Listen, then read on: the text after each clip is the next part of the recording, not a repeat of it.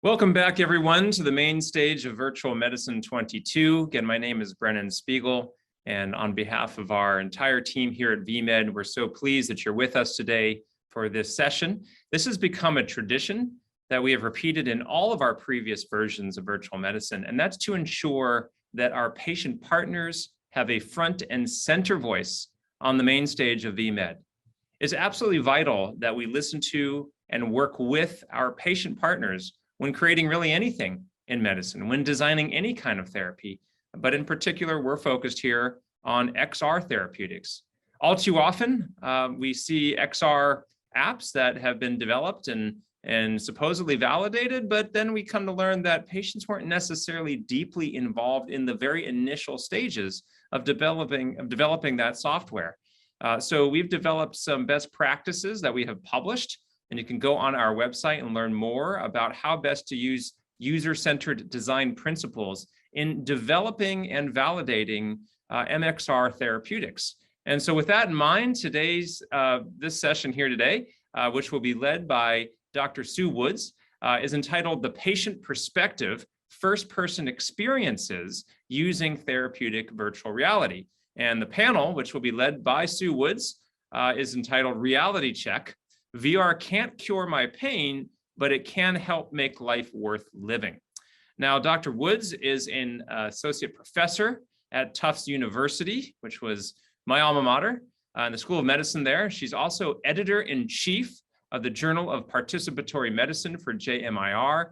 And in that capacity, she has a great interest in ensuring that we find ways to work directly with our patients, to design with our patients, not always just for our patients, but with our patients. And so she's going to be moderating a panel discussion with Harmon Clark and Amanda Green and Tom Norris, who are 3 patients who have used virtual reality for different health conditions, including for management of pain in particular.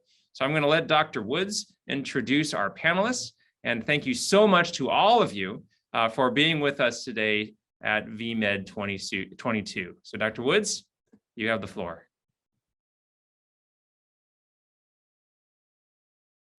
I'm Sue Woods, and I am honored and excited to present the patient panel today. I'm an internist and a researcher faculty at Tufts School of Medicine and editor at the Journal of Participatory Medicine. Our speakers today are all experienced VR therapy users. They have deep experience in how VR can help with pain and self-care, and collectively, they are advancing this field and can teach us a great deal with their knowledge and insights. So to start off, I'm going to have them introduce themselves and tell us a little bit about about yourselves. We'll start with Tom and then Amanda and then Harmon. Good morning. My name is Tom Norris. I'm a very happily married, medically retired Lieutenant Colonel in the United States Air Force. I've had chronic pain regrettably for the last 36 years. I use VR on a weekly basis with the headsets to maintain my mental health and deal with the chronic pain I have. Thank you. Amanda. Hi, I'm Amanda Green, some online on Twitter. I'm known as LA Lupus Lady. I have lupus, fibromyalgia, and both osteo and rheumatoid arthritis. So I live in a lot of pain with a lot of pain. And I use VR as a tool to help me reduce my pain levels when I can.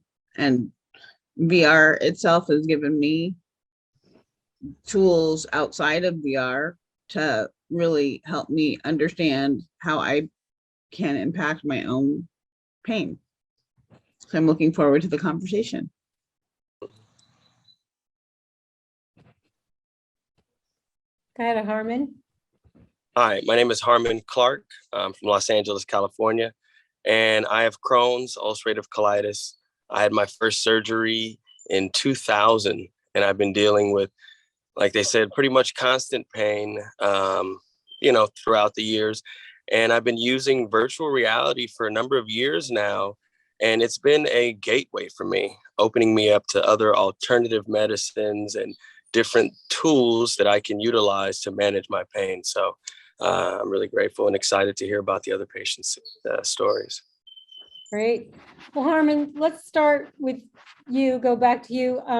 Talk a little bit more about how you transitioned from your introduction to VR therapy to more sort of routine use. How did it become embedded in a part of your day-to-day life?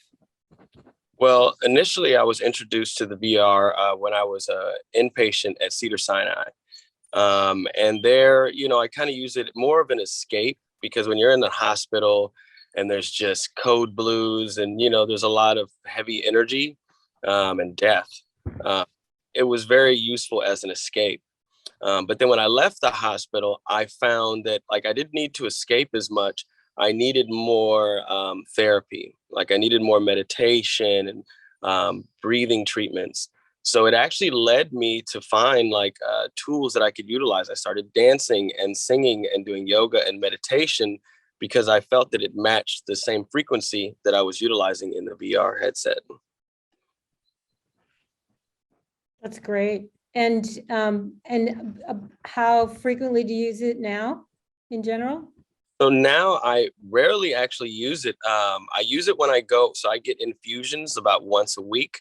So when I go, that's my biggest challenge for me is when I get infusions, I'm just super afraid of needles.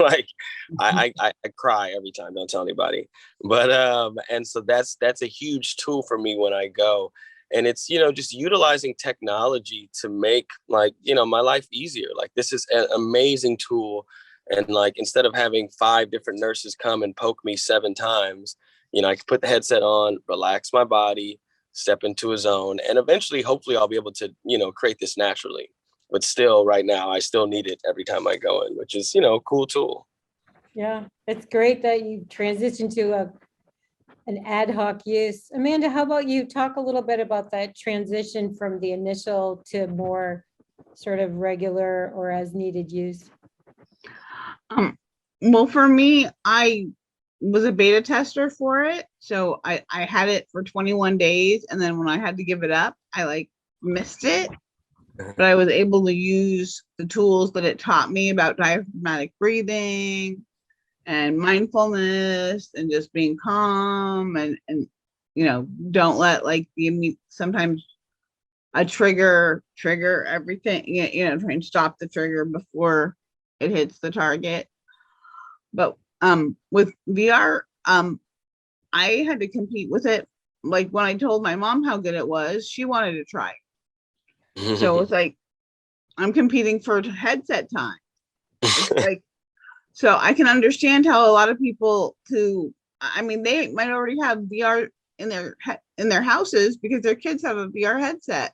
And once the parents discover that there's tools and apps that can reduce pain, hopefully there will be hey, like how my mom took mine, maybe, parents and kids will understand sharing and collaboratively use, one headset can be gamification for one family member and pain relief for another. Great. Competing for the VR headset. Yeah. I just think there's so many ways that virtual reality is going to be able to benefit the healthcare community. Like Harmon just said, at his infusion centers, and for people that get monthly infusions, whether it's, Benlysta or Remicade, or what, if you're at a, if you have cancer and you're getting your chemotherapy or dialysis, I believe like virtual reality, if they had headsets there for the, for the nervous, for the time that while for me, my mom's in dialysis, while my mom's in her dialysis center, they like that, we want to take pictures of you, she's got her headset on, or it's what she's choosing to do.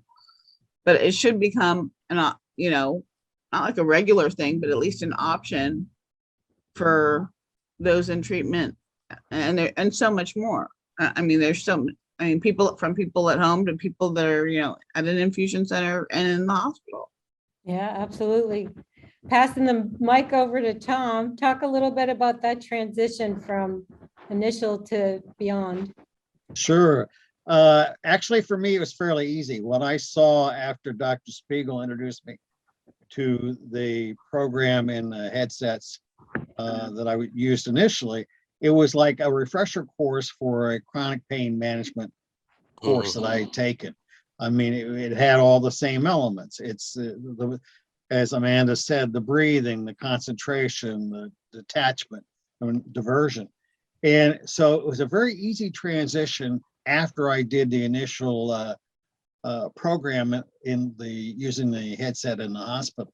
I went out and bought an Oculus 2 almost immediately when they said I had to return the headset. And it's the civilian programs aren't as good or as focused as the ones available in the hospital, but they come close. And so what I've been able to do is, I guess, memorize is the best way, but I've incorporated those procedures, those mental situations in my own mind and body, so that if I feel pain coming on, I can, okay, now I need to breathe. Now I need to relax.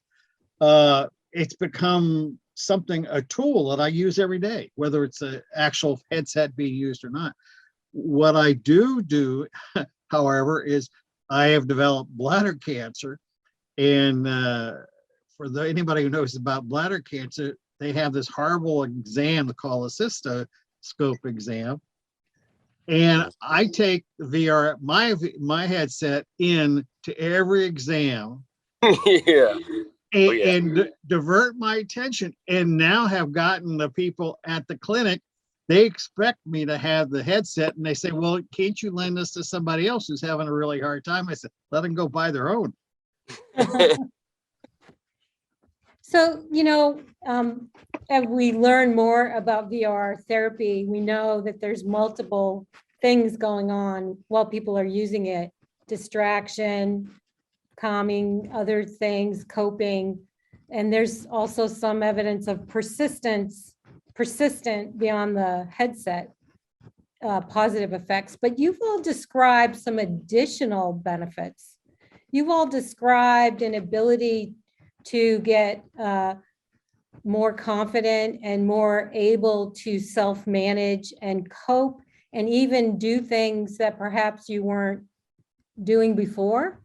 Let's go back to you, Harmon, because you talked about dance and music. Can you talk a little bit? I mean, it's not like VR is this magic thing that just all of a sudden you can do things, but maybe you could talk a little bit about what you learned or what you were able to gain from this that you don't think you would have and would have been able to do otherwise.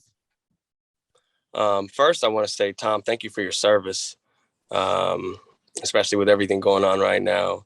And the research that I've done and what I've learned recently, especially, ties in kind of what Tom was talking about relating to trauma. Because a lot of the time, like when you're dealing with pain, I've been doing this for like 20 years. Tom, he said 30 years. You're dealing with something for this long. Sometimes your body is like reprogramming, and it's hard for me to tell, is it pain or is my body just perceiving this? You know, like I observe my heart rate. And so I teach yoga and breath work, and but I've really been focused on myself, like just learning like how the body responds. And it's just really interesting because I think that it's going to help a lot of people with trauma like PTSD, because, you know, the surgeries and the constant procedures and the pain is just like to reprogram my mind.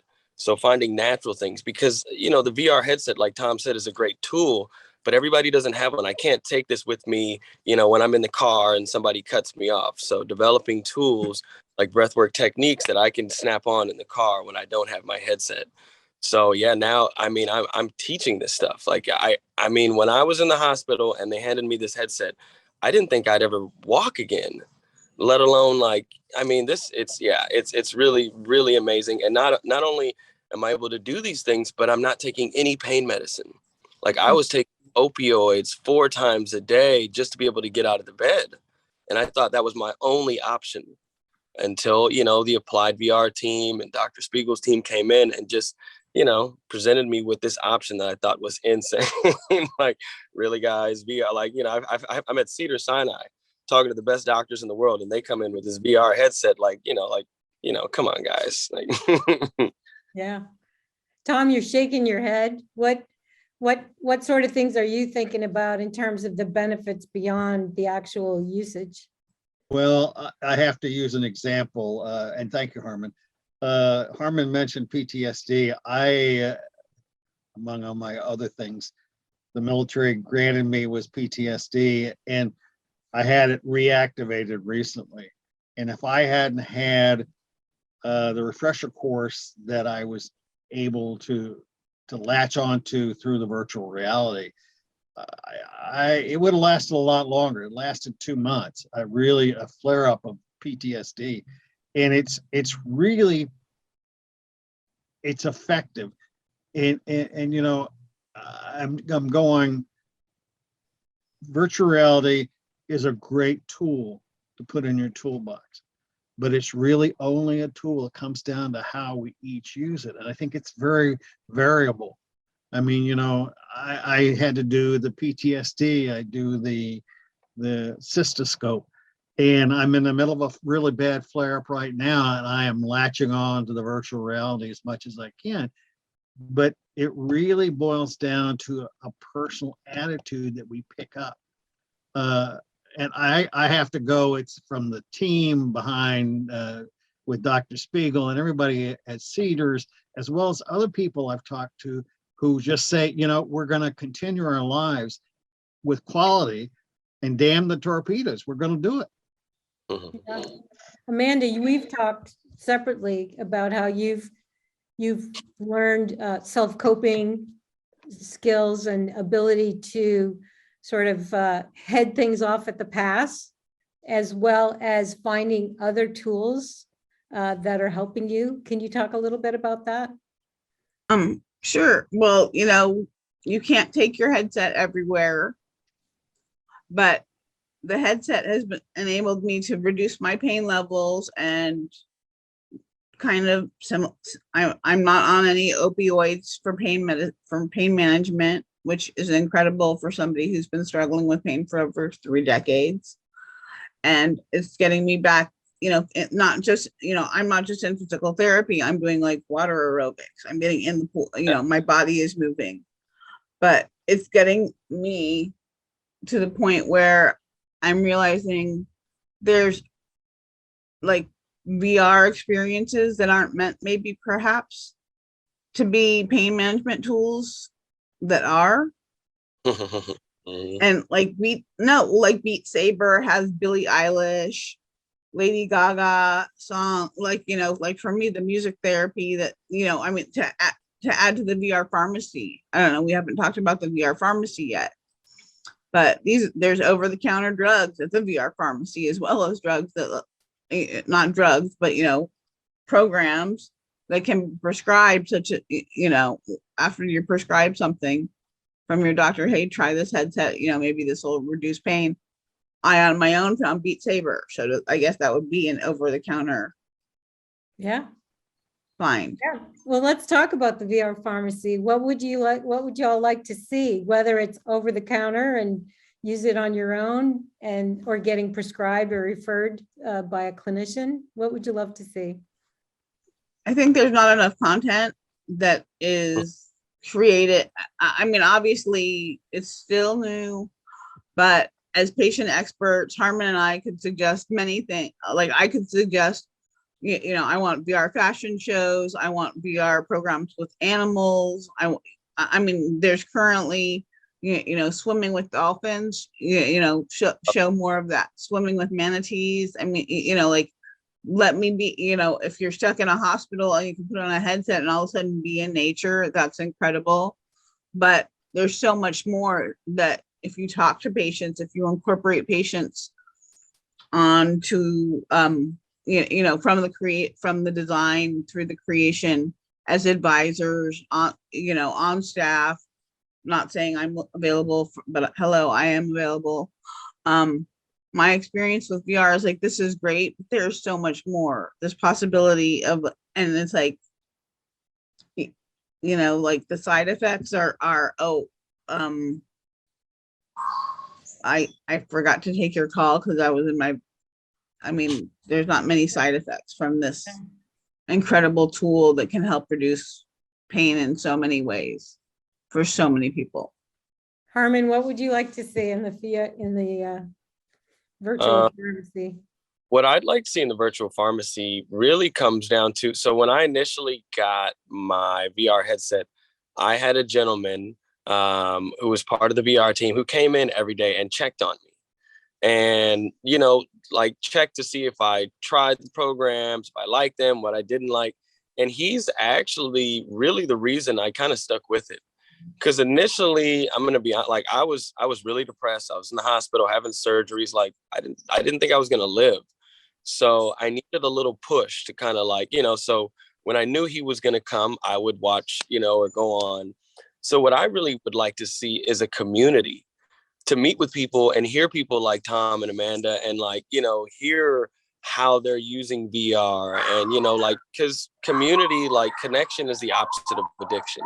I've been dealing with this battle for 20 years. And when I communicate with people, who understand, and get it and have tools, like that's Christmas for me. It doesn't get much that. And there's not places where I can find people like that. So to utilize this tool with a community, I mean, that would just be like, it would be fantastic to see.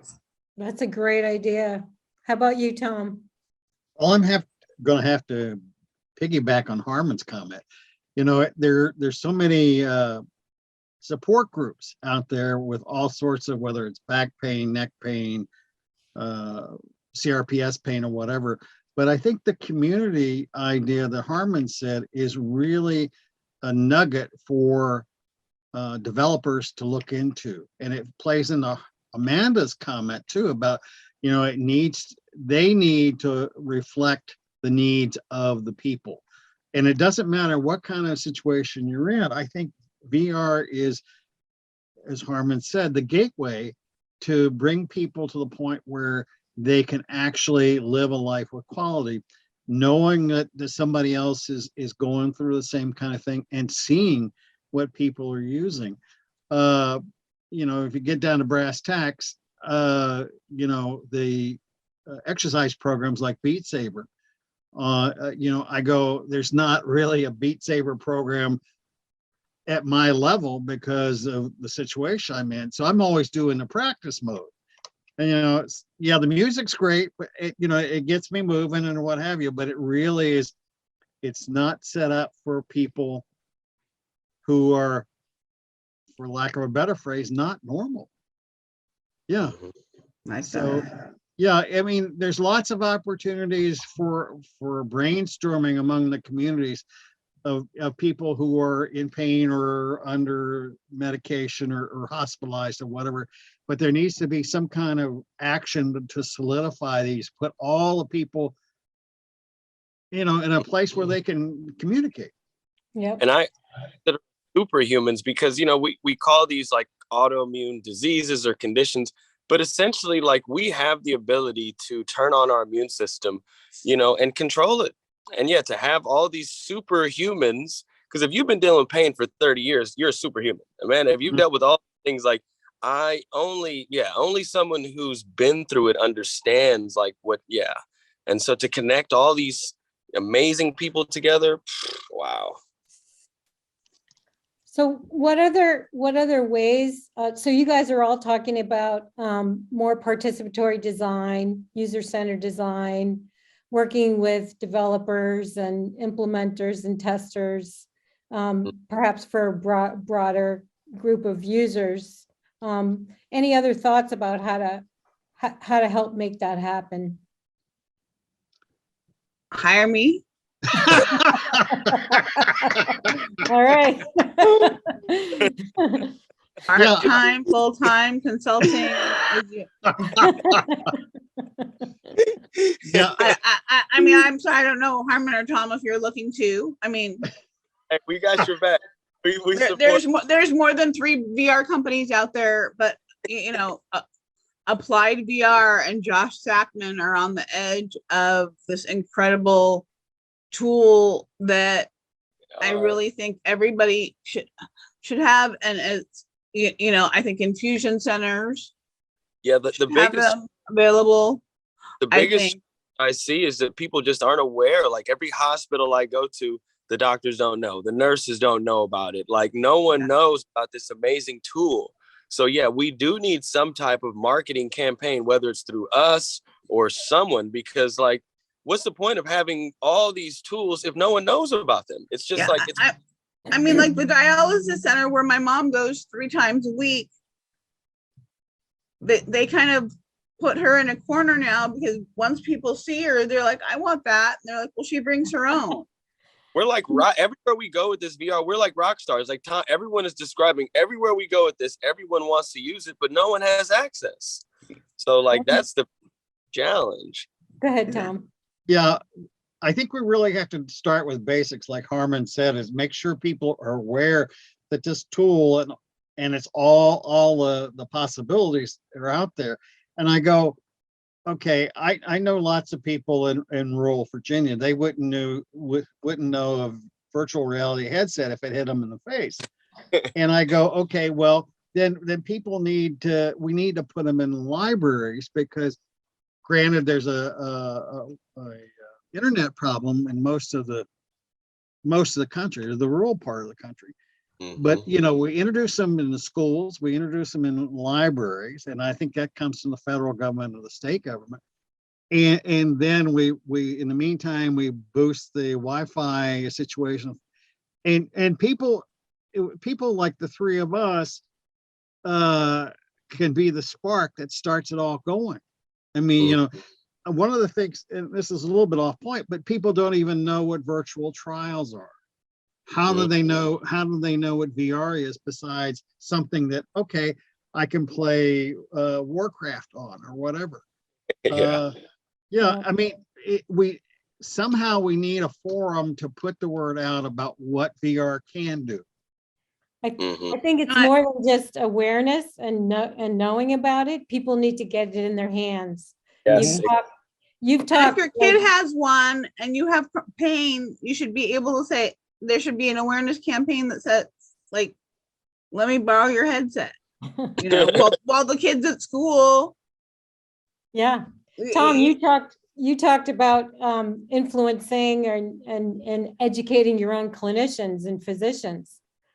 And did they use it when you talked to them about it? Oh, yeah, the particularly during the cystoscope exam or afterwards, my doctor was, he says, okay, where are you going today? What are you doing? And, he says, particularly while they were doing the unmentionable parts of the exam. And they tried it afterwards and they said, this is really good. And, why don't we have more people doing this? And I go, well, I think you got to recommend it. But it's the old thing of putting it out there. I mean, I've done, for an instance, my sister has migraines. And I don't know whether VR helps with migraines or not, but I got her to try it. And, it helps teach her the tools to manage the migraines.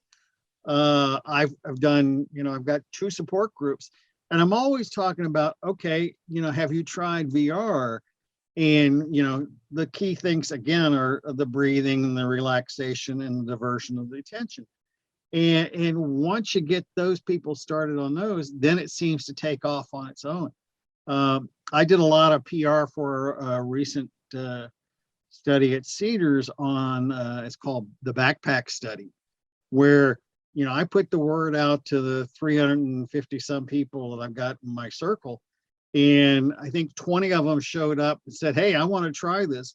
And out of the 20, I know 15 have bought the VR headsets to continue this. So Wow.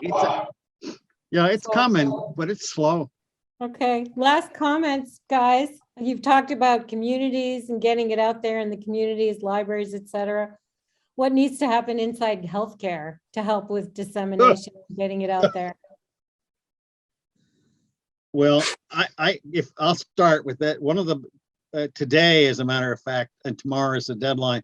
There's a bill in the California, I don't know where it is in the legislation, talking about the government paying for virtual reality for patients. That's a start, but we can't even find somebody to sponsor that bill. It's still at the grassroots stage, but it takes people like us and the great opportunity at VMed to get the word out, to get people, to get the ball rolling, if you will. Other last thoughts, Harmon? Yeah, just tying in with your question, like what I think needs to change is having more open-minded doctors and professionals to tools like virtual reality that may be able to help. Because I think one of the challenges I see, it's like when you've spent billions of dollars of resource trying to solve a problem and maybe it doesn't work, like, it kind of feels like, they're forcing a round peg into a square hole, as opposed to like, yeah, here's an alternative that may only be 1/10 of the cost to pass through the FDA and may have similar benefits. So just being open, to alternative tools that, that could potentially help and just, make a patient's life easier. So To tell patients about it. We are here. We're here to help you. We want to help you with from the design to the collaboration. You need to be open to telling doctors, and if you need patients to tell the doctors, then let's do it. We'll tell the doctors, but we want to help you design the VR pharmacy of the future, because VR is not going to stop being an important tool and resource for those living with pain. To share your stories and your incredible expertise. We've heard really important themes here today about how the benefits go way beyond the headsets, how the treatment can foster self-efficacy and improve skills. But more importantly, the users are the experts and we need to learn from them, and they need to be part of our participatory design in the field. Well, thank you so much, Susan and Tom and Amanda and Harmon, for that insightful conversation. It really is vital that we understand the patient perspective when creating virtual reality and medical extended reality therapeutics. And that leads us into the next part of this session. I'd like to introduce once again Dr. Omer Liron, who you've heard from earlier in this session. And in this part, the two of us are going to talk about a specific example where we developed an XR therapeutic, which you heard a little bit about earlier, called IBS VR. But here we're going to focus on the lessons learned from working with and talking specifically with patients and how valuable it's been to hear from patients early and often in the development of an XR therapeutic. So Omer, good to be with you here on the main stage. Yeah, great to be with you too. And it was really a pleasure creating this application. We found that working with patients while developing it was very important because, as you'll see, we got feedback that we would have never thought of by ourselves. So the goal for this session and what I encourage you to get out of it is how important it is to have this kind of a VR1 trial when creating your applications. So you mentioned a VR1 trial, and this might be a good opportunity to let the audience know what we specifically mean by that. So several years ago, several of us put together sort of an international working group, and we could put a link to this paper that is on our website, which basically lays out best practices for developing and validating XR therapeutics in healthcare. And just like the FDA has phase 1 and phase 2 and phase 3 clinical trials, we defined what we called at the time as VR1, VR2, and VR3 trials. It could as well just have been XR1 and XR2 and XR3.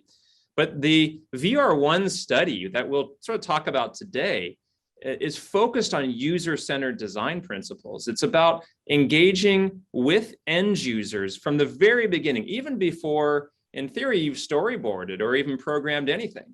But early on, it's really important to hear from patients, to get deeply into the program and see what they think about it and get feedback from them. And that's the VR1 study. The VR2 is once you've done that work and you have a program, you might do an uncontrolled trial looking at some clinical outcomes to see how effective the therapeutic is, and also to look at acceptability in clinical practice and understand a little bit about safety, of course.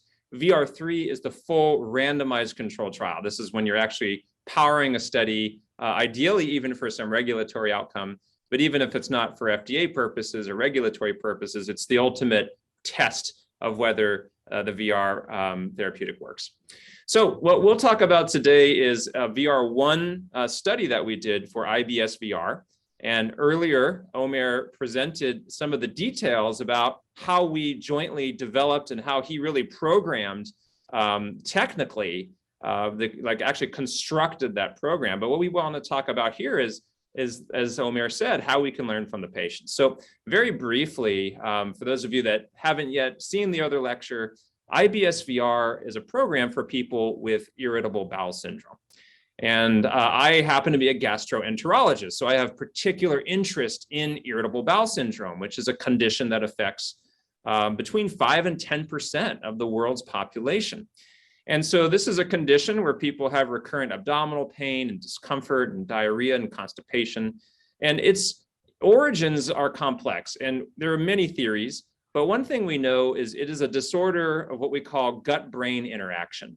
The way the brain and the body, or in this case, the brain and the gut interact, can both cause and or amplify the GI symptoms in this case. And we know that behavioral interventions like hypnotherapy, cognitive behavioral therapy, mindful meditation, and so on are very effective for people with IBS. It may not be the only treatment, but it's very, very effective, these therapeutics. And so there are many ways to do this, but a lot of our patients don't have access to mental health professionals or to trained cognitive behavioral therapists who understand how to apply CBT to irritable bowel syndrome. So we thought this is a great use of VR because there are fantastical sort of scenes and environments that are hard to imagine if you're just sort of sitting with a therapist who asks you, for example, to think about a stressful situation that causes your gut to sort of flare up. With IBS VR, we can literally put people into those environments. For example, put somebody into a bathroom, a public restroom, where they're really stressed and causes them to feel anxious. And by triggering that emotional experience while they're in the bathroom, we can then start to bring them through the basic steps of cognitive behavioral therapy right there in the bathroom. on the wall of the bathroom. We can actually ask them to think about how this experience is making them feel, or how to think differently about their body and their mind in those moments. So if they practice that in virtual reality through this form of cognitive behavioral therapy, then real reality can hopefully become easier. So what I've just described is one of the different rooms in what is actually a larger clinic that we call the IBS VR clinic. And this is literally a map of different rooms and hallways, just like a real physical brick and mortar clinic, except these are fantastical treatment rooms where patients can go at home. So rather than always bringing the patient to the clinic, here we literally could bring the clinic to the patient. And one of those rooms we call theater of the mind, which is the room where we use cognitive behavioral therapy. Now, there are other rooms that we have in this clinic. For example, we have something called the Zoom Out room, which is really quite an interesting experience that leverages embodied virtual embodiment, where people can feel like they are in an avatar of themselves, but then they sit across from another avatar, that turns out to be kind of a fantastical higher version of themselves. And they can have a conversation with themselves, not unlike what other investigators have developed over the years. For example, Mel Slater earlier in this conference talked about this paradigm, which is now being used in virtual reality. It gives people an opportunity to get out of their own mind and body.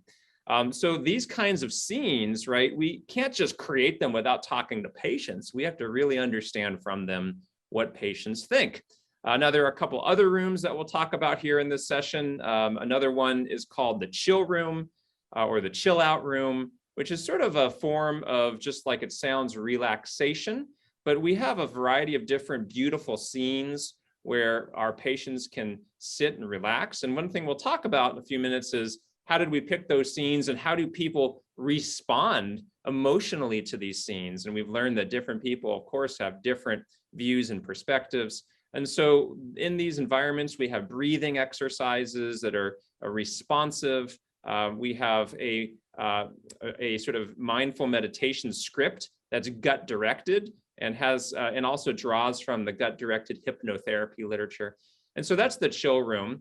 And then we have some other rooms too. We have something called the exam room, where patients become a doctor, literally embody a doctor, and then interact with the patient. So they become the doctor and they're able to examine the patient. And what's really cool about VR is you then can start to do things you couldn't do in real life, like use holograms to look into the patient's body, look at their intestinal system, learn about how the gut and the bacteria in the gut interact and cause symptoms, think about how diet might affect symptoms and carbohydrates, and then kind of pull back and understand, what do we mean by this brain-gut axis? What does that literally look like?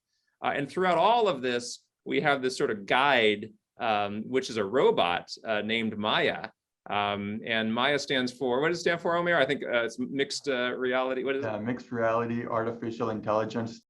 Yeah, MAIA. So Maya is our sort of robot guide who brings them through this whole world. So that was a bit of an overview. So why don't we dig into the details? So Omer, why don't we talk a little bit about this, and I'll kick it over to you here. When we started people out in testing IBS VR, we brought them into the exam room first. And it was really interesting to get their feedback about literally their physical experience and how close they felt to some of the objects, and in this case, another patient. What did we learn from the patients just on that point alone about the physical distancing? Yeah, so we really learned a lot, things that I never expected. For example, there's a scene where the user as a doctor stands next to the patient. And some of the users told us that they felt like they were invading the patient's personal space. They were too close to the patient. Right. And turns out that in virtual reality, even though it's an avatar and they know this is not a real person, they still have that sense of invading their space. So they wanted to be moved a little bit farther away. And then if they want, they can lean in and to see the details of the gut, but that would be their choice. So I moved them a little bit farther away, and that really seemed to resolve that problem. but it got me noticing these details of how people interact with avatars in VR. Yeah, I mean, these are things you don't necessarily think about until you talk to users and hear from them. Now, I remember another interesting point people made. It wasn't always about just the visuals. There was also some comments about the audio, and the sound in the room felt too, I think, clean was one of the words that a patient used. And we had recorded this in a beautiful recording studio that we thought this was just pristine sound from one of the world's top sound engineers. But what did the patient say, and how do we address that? So it was interesting. Out of the 15 patients who have experienced, that we invited to experience IBS VR, 2 of them were actually professional recording artists. So they were very sensitive to sound, and they noticed that the sound, it sounds like too much like it was recording in a studio and not really encompassing this virtual space that they inhabit. So I had to go back and add just enough reverb and different special audio techniques to make it believable that they're in the space that they're inhabiting. People are sensitive to these minor differences that can break their immersion. And I learned how important audio is in VR. We tend to focus on the visuals, but I think audio is really just as important for creating the immersive qualities that we need to be able to make this a therapeutic tool. We talk about the uncanny valley, usually with the visuals, where you see, like, let's say, an avatar of a human that is very real, but not real enough. And the brain's like, can't compute. And this was almost the equivalent. It was like an audio uncanny valley, where it was just it was so clean and beautiful, the sound, that it didn't seem like this is what sound actually is like in a room. It just didn't sort of compute for the brain. Yeah, that's right. So I had to make the sound less clean, and really depending on the environment. So in the exam room, it has to sound like you're in an exam room, but in a place like the spaceship, which we're going to talk about later, it has to sound like it's in a metallic spaceship. So I had to apply all these different filters to the audio to make it more believable. Such an important area. And we have some other talks in this symposium. If you missed them earlier, you can go back and check out some of the discussions about audio and some of the deeper discussions elsewhere. Now, there was also, it wasn't always just about the visuals and the audio. Sometimes it was just about the pure content. So I remember one example where when we bring up the brain-gut axis, that shows kind of how the brain and the gut are communicating, we also bring up a heartbeat. And so there's this heart that's beating, and we talk about how the heart delivers blood and oxygen throughout the body. And so one of the areas that needs oxygen, of course, is your gut. And so if the gut doesn't get oxygen, it's going to get cramped up and it's going to hurt. And we talked about how, if you're under a lot of stress, then blood tends to go to other parts of the body and the gut can be left with less oxygen.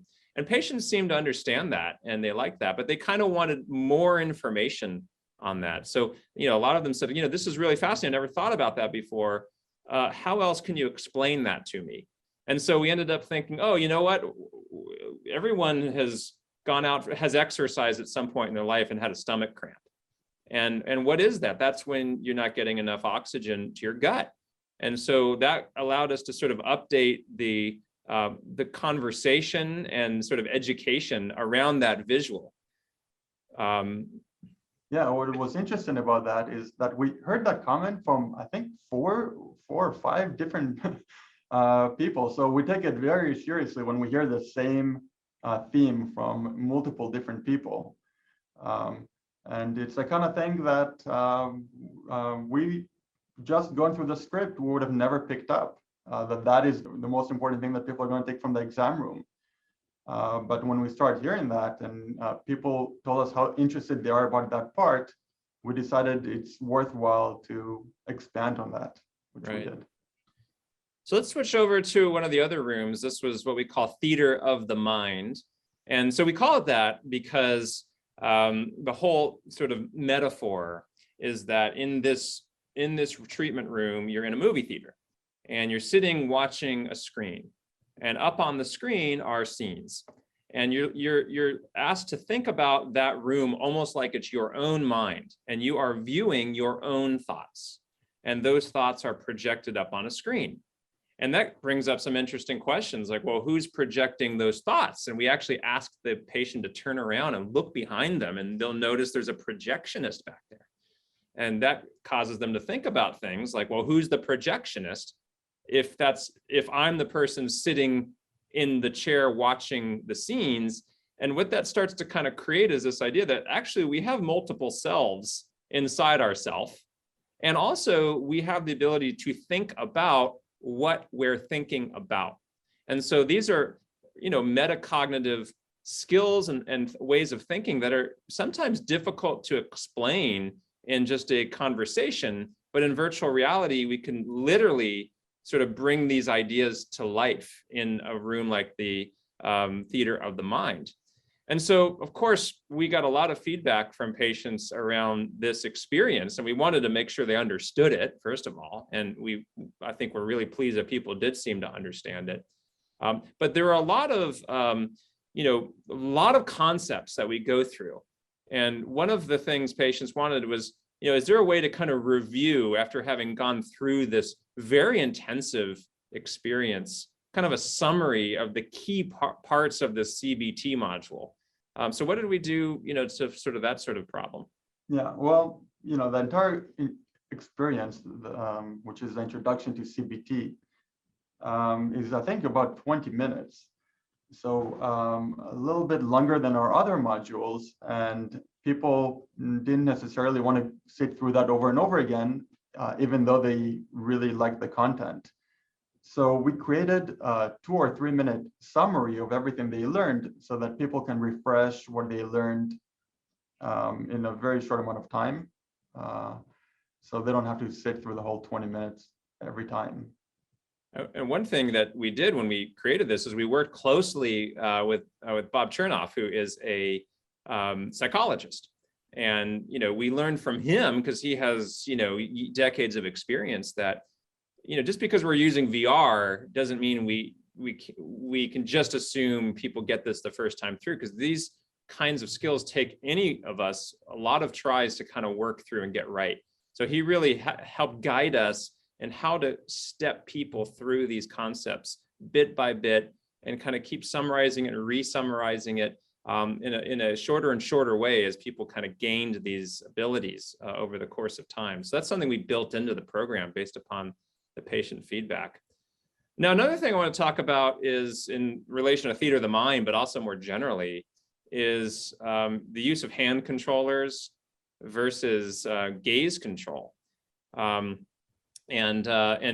later on today, I'm going to talk about this with Adam Gazzaley in my fireside chat with him, because he has some interesting ideas about how best to navigate through virtual worlds. So stay tuned for that a little bit later. But in the meantime, some patients really told us they didn't really want to use hand controllers at all.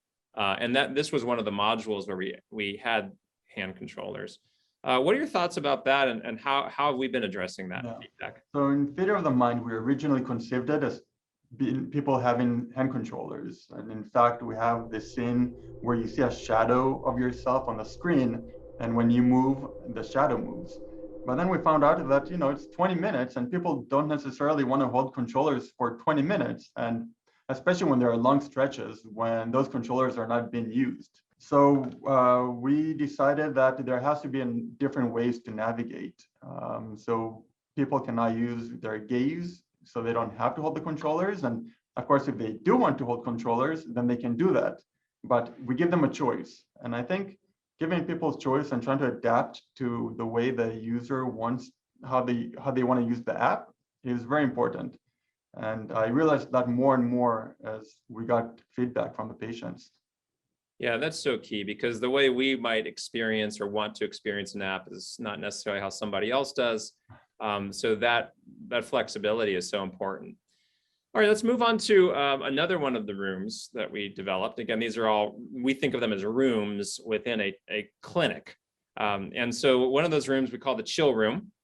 And I mentioned earlier, this is sort of a set of meditative environments where people can receive gut-directed hypnotherapy and meditative therapy breathing experiences and so forth. One of the things we heard early on is we had created a scene, well, you had really programmed it of a desert. And it's this sort of beautiful, tranquil, I happen to love it. I think it's beautiful. The music is pretty and beautiful.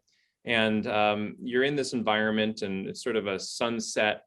Maybe it's a sunrise, but it feels like a sunset to me with these pastel skies. And, we thought it was great, or at least I thought it was great. But one of the first patients said, I think she said she felt very isolated and it was almost too desolate. And they kind of wanted other environments. So how do we approach that? Yeah, so this is another example where giving people options is key. And not everyone loves the desert. So we created a lake scene, which is almost the opposite because you're sitting in a place full of water. It was a very different scene. And it was really interesting to see how some people prefer one over another. And I don't know what the split was exactly, but I believe it probably was close to 50-50. In the future, I want to actually add more of these kind of scenes because I think the more options you give people, the better it is. And people relax in different places. So this is, again, something that I find more and more as I'm talking to patients. Really meet them where they are. And another example of that is back to the audio.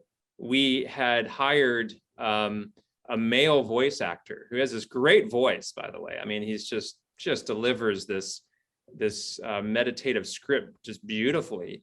But of course, some people would prefer a female voice. And we heard that early on as well. I thought, well, I like his voice, but I don't like the way he feels kind of commandeering, or somebody I think felt like I can't take a male voice as seriously. I can't really relax with this guy's voice. So we had to sort of find another voice. So tell us about how we approached that. We got the voice from a website called Fiverr, and we just searched for different voices. And we found a female voice that we thought was very calming and gave her the script, and then tested it again on patients to see what they think about her voice, with the idea that if there are people who don't like her, then we can find another one. But luckily, I think we found the right voice because that worked. And then people have a choice. Do they want to have a male voice, or do they want to have a female voice? And that's the key, is we give them the actual option on the screen, is you can pick which kind of voice you want. So we don't foist a voice right upon the user. And it's another example of trying to meet people where they are so they feel maximally comfortable, in this environment to start doing the work that is sort of required of the app, which is, not easy work of cognitive behavioral therapy and meditation. And so in order to really maximize people's ability to engage with this type of work, they do need to feel really comfortable. Another example is, some patients wanted to meditate without any kind of voiceover script. So we gave them the option to just not have any voiceover whatsoever. And so another thing that came up that was sort of unexpected is we had developed a mandala, which expands and contracts in lockstep with the user's breathing. And as they breathe in, you see this sort of particle effect, which we created as sort of a blue, sort of crystalline appearance, I guess. And then they breathe out the sort of red vapor, like they're exchanging clean oxygenated air with the inner turmoil of their gut and their belly. And so that's all described in the voiceover. But the mandala itself, people had very different views about that, which really kind of surprised us. We didn't think that'd be a big deal. What kind of things did we learn there? So that was a very hard thing to get right, both the mandala and the breathing, and I'll talk about both. Yeah. Mandala at first was very colorful and a complicated shape with pointy features. And several people didn't like it. They thought it was too sharp, they called it, not relaxing. The colors too bright. Of course, for me, if I'm trying to meditate and have my attention on the mandala, I need a complicated shape because that gets my attention.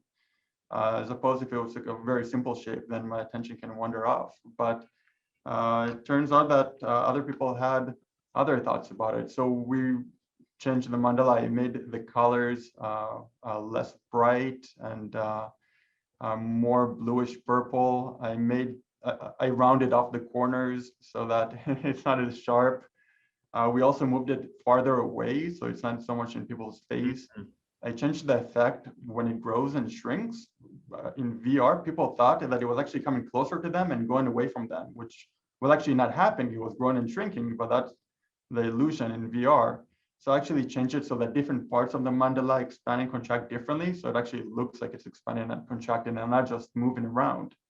And in terms of the breathing, people were complaining, some people were complaining that when they were inhaling, they felt like they were suffocating. There were too many things there. So I dialed that down and made sure the particles are less dense, smaller, and just less intense. And that seemed to work. I mean, these examples, on the one hand, they seem like minutia, but on the other, they're so important, right? I mean, if you're going to go through all the effort, time, and energy and money to create a virtual therapeutic, especially one that you want to bring through a regulatory pathway and go through all the effort and time, and on the back end, finally, someone's like, I can't even do this because the mandala is freaking me out, or I feel like I'm suffocating. Like, that's got to be caught right up front. And that's what's so, really satisfying, frankly, about this work is let's get all that stuff dealt with right up front before we start, propagating an error that excludes some users who really don't want to experience that part of the app at all because they're just so put off. And the other thing is on a two-dimensional screen, that these things aren't really apparent. But when you're in the 3D environment, all of a sudden it just completely changes the emotional valence of something like a mandala, which you think would just be pretty straightforward, but it's not. And, we started really seeing their point of view. All right, well, we've got a few minutes left. So I thought, why don't we talk about the zoom out room, where the idea is you start on Earth and you start expanding all the way up higher and higher and higher until you're into outer space, looking back at the planet. And as you move up, you start to recognize that you're one of many people who are experiencing this condition, IBS, and you're part of a global community of people who are suffering from IBS. And so that was the first thing we wanted to understand is, does that sort of help you feel better, or does that provide some perspective on yourself that you might not have had? And then after you have that sort of change in perspective, we now enter the spaceship room where you have this sort of self-therapy session with your higher self. So it's almost a bizarre sequence. So that's why we were particularly interested in hearing from our patients about this. So what are some of the things that you remember learning about patient feedback, about this sort of bizarre experience we bring them through? Yeah, so, well, for one is when, as you said, people go higher and higher. They start at the ground in an office and they go to the roof, and from there they go into orbit. Well, when people were on the roof, seeing the city in front of them, they were afraid they were going to fall. Some people were just afraid of heights. And so we had to move them back from the edge and also add guardrails so that people felt safer with these virtual guardrails, which I thought was pretty interesting. Yeah. And so when they look down on the city, they see these little green dots on the map, which represent, people who have irritable bowel syndrome. And one of the feedbacks, one feedback we got is, it would be more powerful if we can personify those dots and actually, connect them to an actual human. So we got the idea from the patients is you should put pictures of actual people. And we did that. And so we now have more of a sort of personal touch that happens when you see this map. And it makes more sense than when you zoom out to outer space and see, millions of lights flashing in unison, that they're actual human stories underneath all of those images, all of those lights. And so that was really useful feedback, I thought. Yeah, it's remarkable how we can, just having the green lights is very different from actually choosing some of those lights and showing you a picture of a person that you may feel connected to. Yeah, it has a very profound effect on people. Now in the self-chat room, there was a lot of feedback about the shading, about how dark it felt, or how constricting it might have felt, and how did we sort of lighten it up and, lighten the mood a little bit in that? Yeah, so one of the problems is that it's a spaceship. Yeah. And so it looks like a metallic spaceship, but people didn't like that. They thought it was too cold. So actually I added flowers, added a cup of coffee with some smoke coming out of it. I made the distance between you and the higher being closer, and I removed anything in between so that there's no desk in between you and the higher being. You feel more connected to that being. So it's funny because when you're the doctor with the patient, maybe you need a little bit more distance, but when you're talking to your higher self, maybe you need a little less distance. And it's just another example where something like physical distancing, has an impact on the user's experience. Yeah, there's definitely a point where it's the right point. There's not too much and not too little. The Goldilocks zone of positioning, of coordinates. Yeah. Well, there's a lot more we can talk about. I think we're pretty much out of time here, but encourage those of you listening to check out the paper. We have a paper we wrote where we go through all the examples we just talked about and others. And all of this is part of a larger process to create a program that hopefully will be available to patients therapeutically. But rather than just putting it out on an app store, our goal is to first make sure it actually works, that people like it, that it's acceptable to them. And now that we've gotten through kind of the VR1 phase, we're looking now forward to VR2 and VR3 trials to fully and properly validate this therapeutic. So thank you, Omer, for being with us for this session. And thank you also. Pleasure. Thank you. Yeah, and all the work that you've been doing, and to our patient partners and Susan Woods earlier for their kicking off this session. This is going to be the end of this part, and we're going to take a break now. Stay tuned. At 11 a.m. Pacific time, we're going to move into the deep dive sessions. And these are really important because we've learned that there are certain topics that 10 or 15 or 20 minutes just isn't enough. So with the deep dives, we've invited some outstanding panelists, and we're going to get in literally deep with them for 2 hours. So pick the topic that you think is most interesting, check it out, continue to use the live chat feature. We have moderators in all the sessions, including the upcoming deep dive sessions, to help kind of add more context and nuance around the conversations that you're hearing here on the screen. And of course, if you pick one, you can always go back later on demand and watch the other ones. In the meantime, we're going to take a break. Head on over again, if you haven't already, to the exhibit hall. Check out our sponsors there, talk to them, learn more about what they've got. I'm sure they look forward to hearing from you as well. And I hope you're enjoying the conference, and we'll see you again shortly. Bye, everyone.